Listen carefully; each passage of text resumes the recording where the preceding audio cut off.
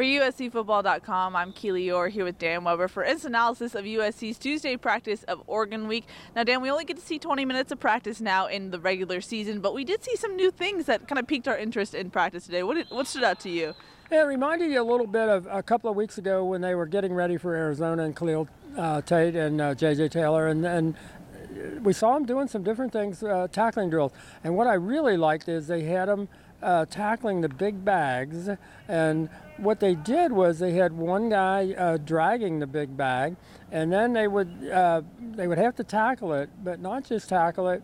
First of all, you got to be low, you got to explode into the big bag, then you got to wrap it, and then the guy dragging it would keep dragging it. So then you got to stay stay connected, and you really do have to wrap and lock. And so I like that. I thought, you got to play on the ground. You got to go to the ground. It's a way of going to the ground in a tackling drill, but without maybe getting anybody hurt. So I like it that they're figuring, let's try this or let's try that, or this is something we could do under control, but be ready to to make the kind of plays. That's one of the failings of if you do thud, for example, is basically guys run into one another with their chests. Yeah. And you thud, but that's not how football is played. So I thought, this replicates the game a little bit more. And it's really hard to come up with tackling drills that are close enough to actual tackling in games. And you don't want them to go in game after game where the last time they tackled was the game before, the week before. So whatever they do, I think that gets, not only does it get them more physically into near game type action, but it gets their attention. I think the players realize, okay, we really have to be ready to play. I thought they were, obviously ready for Arizona and for the athleticism of Khalil and JJ, and I think that's what they're doing this week. And I thought that was a good way. We didn't get to see a whole lot of it, but they're getting through calisthenics a little quicker, so we get to see a little more of actual practice, and that was a good note that was when we had to leave, but watching them do that, that's a good sign, I think. Yeah, and the threat that looms is a talented Oregon team. Now, we got to talk to the offensive players and coaches today. One of the things that stands out to them is Oregon's secondary. They have 14 interceptions on the season. Kerry Colbert, the wide receivers coach, said that the corners play really aggressive. Both Keaton and Graham Harrell said that they have confusing coverages, and that's something that true freshman quarterback Keaton has struggled with. But Graham Harrell did praise him and said that in the last 2 games he's gotten better at not forcing it, not making bad decisions in that sense. But that's going to be especially key against this secondary on Saturday. Yeah, if they don't turn it over, the history is pretty much they don't lose. I mean, Notre Dame might be the little bit of an exception, but if this USC team doesn't beat itself, they're hard to beat. Hard to beat in the Pac-12. They're certainly hard to beat at the Coliseum. I think that's got to be a big key. And I think Oregon's also been pretty good at getting pressure on the quarterback, and there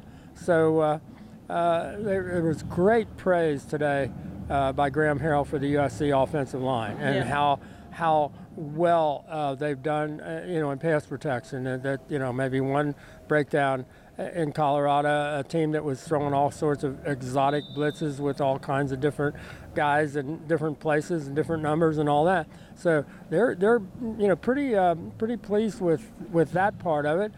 I'll tell you what, they were pleased and rightly so, I think, with Keenan Kristen's pass protection. That he's only 181 pounds, but he likes to stick his nose in there and he likes to go after people, and he did a really good job because, as he said, they were bringing so many guys, so many different plays at Colorado. He said, I got a lot of chance to pass protect, and he said, I really enjoyed that, and I think he did a really good job. So again, those are things you really wouldn't expect from a true freshman, 181 pounds, a super, fast track star.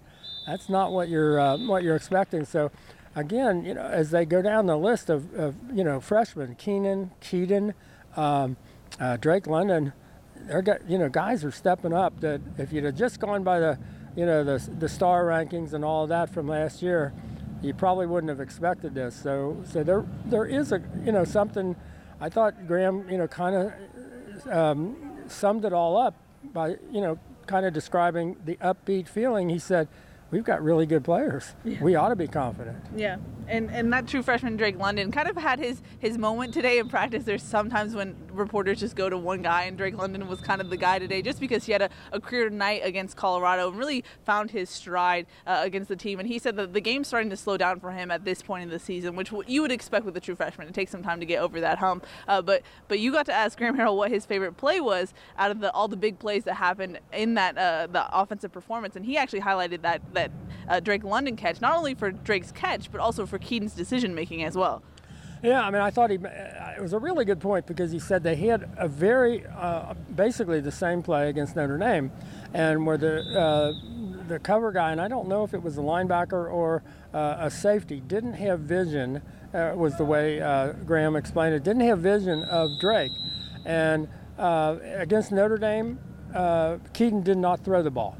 And he said it's obvious he got the same chance to do the same thing, big pressure, end of the game, USC's trying to get back in it, and he does throw it for that 19-yard completion that Drake makes a great diving catch, yard short of the first down. They get the first down, they keep it going. It was, I guess it was 2nd and 20, 3rd and 20, I'm trying to remember now. Yeah, and then, and Drake is just, again, it's hard for Graham to kind of, constrain himself in terms of talking about what kind of an athlete Drake London is, who was one of the few now where you got a kid who's a really big-time basketball player as well as a football player, and a better football player than, I don't know that he knew how good a football player he was. I don't think USC knew how good a football player he is, but to have the kind of game he had, 7 catches for 85 yards, a lot of them under pressure, that was, you look at the different freshmen, and yet Michael Pittman, Tyler Vaughns, and Amon-Ra all had their moments. I mean, so it wasn't, you can say, well, these 3 freshmen, look at this, or the offensive line, or I think they singled out Brett Nealon again for his leadership and smarts and all the things he does. But then you got the 3 guys that seem like they're always there. Yeah. Now, I'm going to get into injuries fully a little bit later, but in terms of pass protection, you talked about Keenan. It doesn't seem like there's any new updates as far as running backs coming back into the lineup, so it looks like they might be in that same situation. Do you expect them to do the same type of 5 wide, use Amon-Ra St. Brown as a running back option against Oregon, or have you already shown your hand in that sense? That's a good question. I think they went a different direction than we thought. I thought they were going to figure out maybe a way to get the ball to, as Keenan said, I said, what are you trying to do? When you catch the ball, I said, I'm trying to find the most green space and that I can get to. And I thought they were going to figure out a way to do that. And then they pulled the Amon-Ra wrinkle. So I don't know. I think they might have Amon-Ra do some things that look like what he was doing against Colorado, but maybe do some things off of that. I think they're really confident in Keenan Christon now. So I don't think they'll be afraid to maybe give him some more things, some more plays, some more touches, and all of that. But I think it's going to be an interesting question.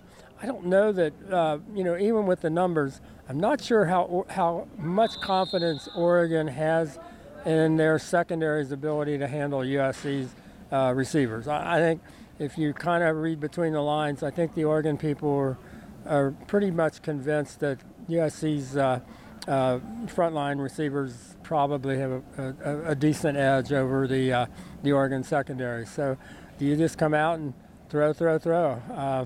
I don't think we know. I think they're going to do something that involves Keenan Christon that maybe we haven't seen. Yeah. We shall see. Now, like I said, the injury updates, let me just read through them since there are so many still at this point. Overall, though, Clay Helton did list pretty much everyone as day-to-day. There's no real updates on that front, but we did see Christian Rector and Chris Steele return to practice, so that was the real news updates as far as that goes. And the other thing in that category was Isaac Taylor Stewart. We weren't sure what was going on with him. He didn't look healthy. He looked sick or whatever.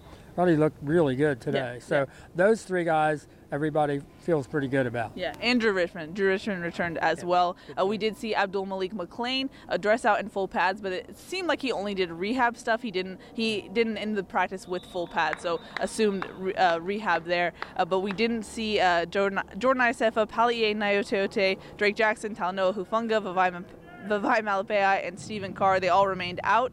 And then Marquise Stepp was not in attendance at the beginning of practice, then was at practice at the end, kind of in street clothes with a boot on with a heavy limp. So looks like that ankle's still bothering him there. We did see Andrew Voorhees had some tape on his ankle. It looked like he did get that surgery done. And then when it comes to Jordan Iosefa, Clay Helton explained that the surgery he had on his knee was more extensive than they originally thought, and more so than what he had on the knee, his other knee. So it's taking longer than they thought. And he said that he is medically cleared, but he's not really comfortable on it yet, so they're still waiting. Kyle Ford, though, is getting more action. He was on special teams against Colorado, and they hope to see him more maybe on offense going forward.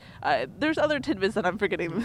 Well, I think special teams, they keep talking about Kyle's going to get his 4 games, and he's got a great special teams body. I think with Jordan, they almost are relieved in a way because they don't have to make the decision, do you bring him back for what might be 6 games if they would win the Pac-12 and go to a bowl game and all that. And now I think it's pretty obvious he's going to be back at the most for 4 games. So you don't probably have to worry about him certainly this week and maybe not next week. I thought Vavai looks like he's got a ways to go. Stephen Carr looks like that hamstring is still pretty tight for him. So I don't see any of those guys coming back this week. Drake Jackson, probably not. If I had to pick one guy out of that whole group that you say, well, what if, it might be Pali'e. I think he might, of all the guys that look like, okay, he could be out there for some, special teams or whatever, he might be the one of the group that probably won't come back who might be able to. Yeah. The interesting thing, though, and you noted this earlier, is that with the injuries we just listed, this team is still very upbeat. They're facing the number 7 ranked team in the nation, and it seems like there's still a confidence that they could take care of business in the Coliseum on Saturday. It's amazing. I mean, here you go. Last Friday, you almost lose to the worst team in the Pac-12, and this Saturday, you're, hey, best team in the Pac-12, no big deal. I mean, they've already beaten the other, quote, best team in the Pac-12, Utah, with their 3rd-string quarterback. I mean, it's like, so I don't know that any of that seems to mean anything, with this team. They're good enough to beat, again, this is the crazy part of this, they're good enough to beat anybody in the Pac-12, without a doubt. And they're almost at times bad enough to lose to anybody. I mean, that's how does that happen? I don't know. Yeah. Well, any final thoughts, Dave, before we wrap it up here on a Tuesday? I like the sense coming out of practice. I like the upbeat feeling about it. They did enough good things, big time things Friday, that they're holding on to those and saying, well, we can't do this and we can't do that, but if we keep doing this, I mean, Michael Pittman looked like a man playing against boys. I mean, it was there wasn't anything they could do about it. He was bigger, stronger, and faster. I mean, they couldn't catch him. They couldn't touch him. I think if they get those kinds of plays from their big time playmakers, I think it's going to be a fun game. I think it's got the potential to be pretty much of a fun game. They're also getting Ben Griffiths back to the point where we kind of thought he was going to be from the get-go, and he's there now. And that changes things. Yeah. We had hyped him up so much that I'm hesitant to talk about him more, but I think that's going to wrap it up for USC's Tuesday practice of Oregon Week. For Dan Weber, I'm Keely Eure. For more, check out uscfootball.com.